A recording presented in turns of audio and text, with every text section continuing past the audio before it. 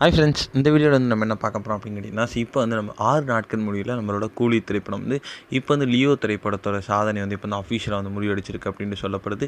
So அதை பற்றி அந்த வீடியோ நம்ம டீட்டெயிலாக பேச போகிறோம்.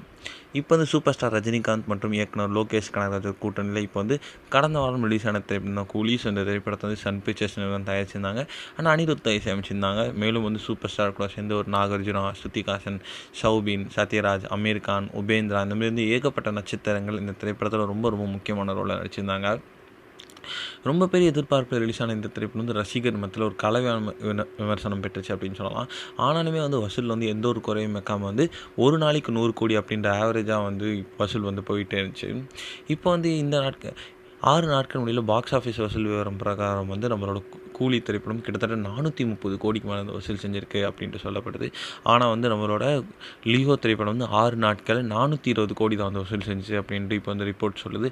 அதனால் வந்து அஃபீஷியலாக வந்து இப்போ வந்து நம்ம கூலி திரைப்படம் வந்து லியோ திரைப்படத்தோட சாதனை வந்து மூடி அடிச்சது அப்படின்னு சொல்லலாம்.